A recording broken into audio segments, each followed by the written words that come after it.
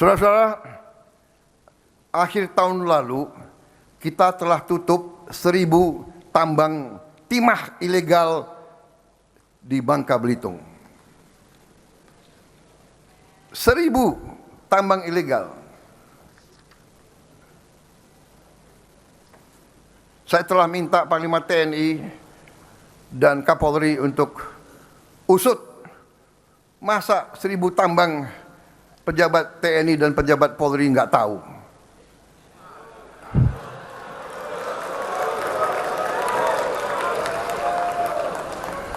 Kapolri dan Panglima TNI, ya, usut. Untuk apa negara kasih pangkat, kasih jabatan mereka-mereka kalau nggak bisa tertibkan ini? Saya bicara atas nama rakyat Indonesia. Ini wakil-wakil rakyat semua di sini.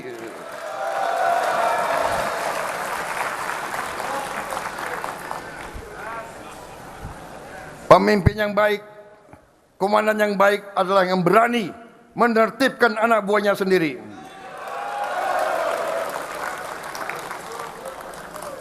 Kadang-kadang kita sedih. Anak buah yang kita sayang, yang baru saja kita beri bintang, naikin pangkat, harus kita tindak.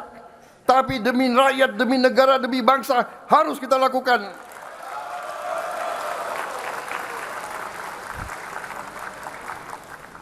Saya sadar, saya disumpah di sini. Saya tidak bisa mengizinkan perasaan saya menentukan kebijakan saya. Saya harus menentukan kebijakan saya atas dasar kepentingan rakyat Indonesia. Karena itu saya minta benar-benar Panglima TNI dan Kapolri usut. Tidak mungkin 1.000 tambang berjalan ilegal tanpa pejabat kepolisian dan pejabat polisi.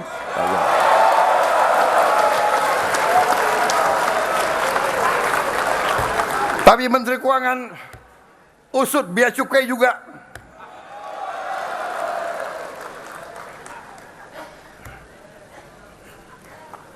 Iya kan?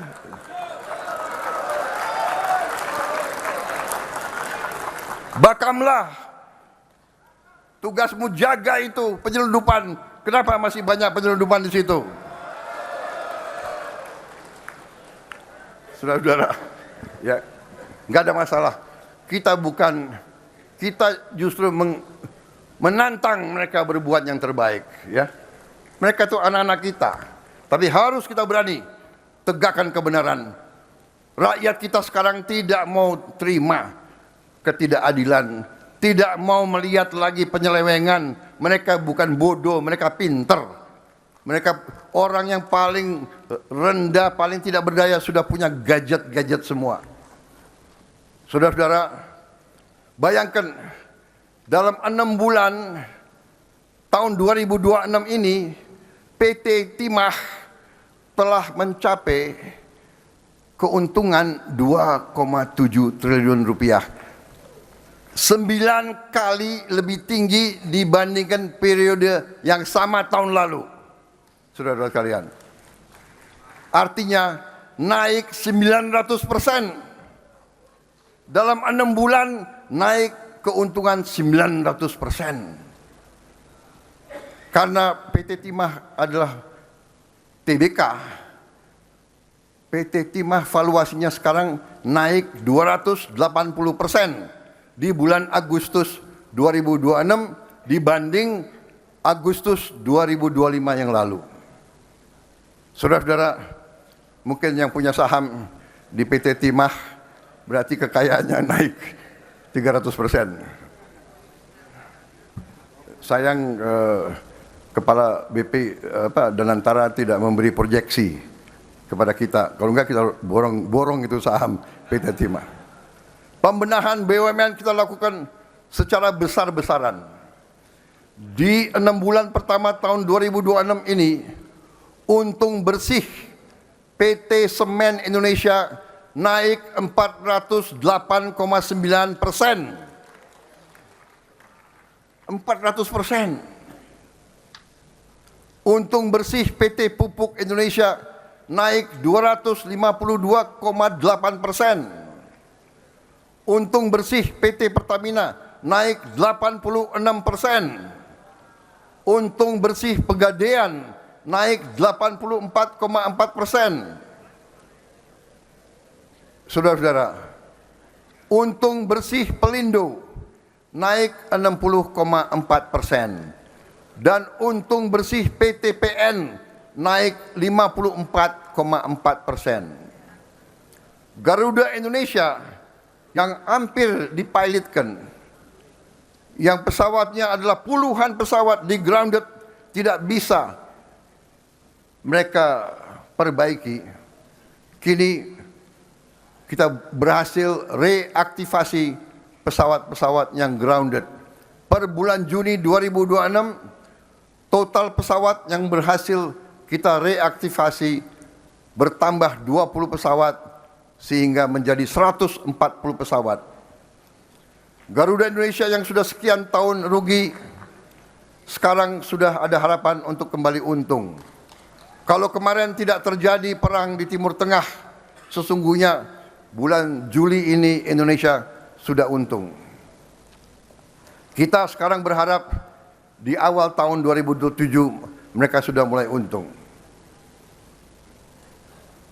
Saudara-saudara, saya juga ingatkan di sini bahwa kita tidak mau toleransi dengan permainan angka, dengan laporan palsu.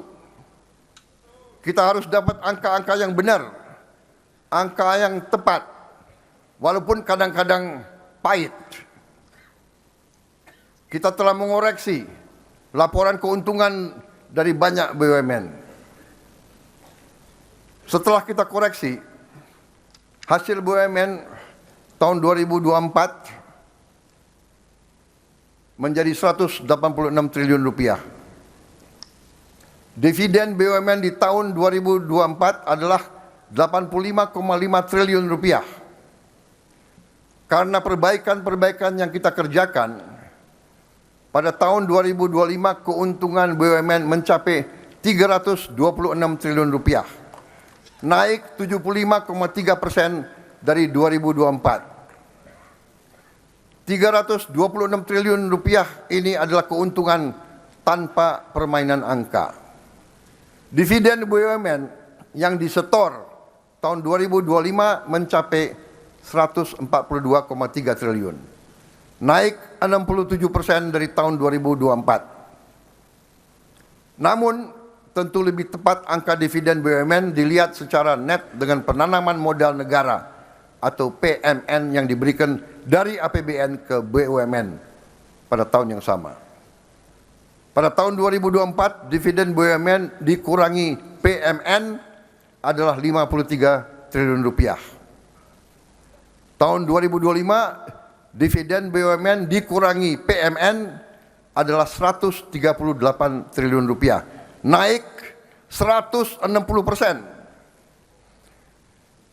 Dividen BUMN di tahun 2026 ini diproyeksikan kembali naik sampai dengan 200 triliun tanpa ada PMN. Artinya dari 2024 ke 2026 naik dari 53 triliun rupiah ke 200 triliun rupiah, atau bisa dikatakan 4 kali lebih besar. 400% meningkatnya tanpa PMN. Saudara-saudara, ini membuktikan dengan manajemen yang akal sehat, dengan niat tidak menipu, keberhasilan kita bisa datang dengan sangat cepat. Sekali lagi, saya apresiasi manajemen dan pimpinan Danantara. Saya kira pantas ini pimpinan Danantara nanti mendapat bintang kehormatan yang pantas di suasana Hari Kemerdekaan ini. Apakah majelis menyetujui? Pantas tidak mereka menerima tanda kehormatan? Pantas tidak?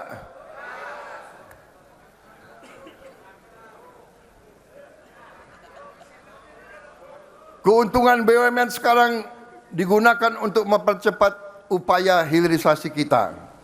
Dengan Danantara kita sudah groundbreaking 13 proyek hilirisasi pada tanggal 6 Februari 2026 dan 13 lagi proyek hilirisasi pada tanggal 29 April 2026. Proyek-proyek seperti pengolahan batu bara menjadi DMA menggantikan LPG, hilirisasi tembaga dan emas, pengolahan garam industri, smelter alumina menjadi aluminium, menghasilkan puluhan ribu lapangan kerja. Belum lagi proyek-proyek waste to energy yang telah juga kita mulai. Keuntungan BUMN juga sekarang kita gunakan untuk mempercepat upaya downstreaming kita dengan juga upstreaming. Kita juga akan membeli perusahaan-perusahaan terbaik di dunia untuk kita bisa dapat teknologinya, kita bisa dapat IP-nya, kita bisa dapat manajemen yang terbaik, kita bisa dapat pasarnya, kita bisa dapat pengalaman mereka, sehingga nanti ekonomi kita akan kuat. Saudara-saudara, sebagai contoh untuk meningkatkan hasil daging kita, kita perlu sapi yang banyak. Ya, dengan itu kita bisa mendapatkan teknologi cloning. Dengan cloning kita bisa memperbanyak kita punya ternak. Kita juga telah membangun Bank Emas Indonesia. Kita ingin emas Indonesia tidak hanya ditambang di negeri ini, tapi disimpan, diperdagangkan, dan diberi nilai tambah di negeri orang lain. Hari ini, dengan adanya Bank Emas yang baru beroperasi 1 tahun, Bank Emas kita di Pegadaian dan di Bank Syariah Indonesia sudah mengelola 153 ton emas dengan nilai sekitar 360 triliun rupiah atau sekitar 20 miliar dolar Amerika Serikat. Kekayaan Indonesia harus memperkuat tabungan, pembiayaan, dan perekonomian Indonesia. Maaf, saya mohon izin.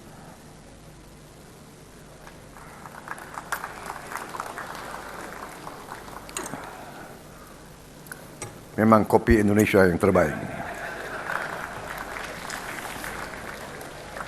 Daerah-daerah penghasil kopi pasti mendukung saya.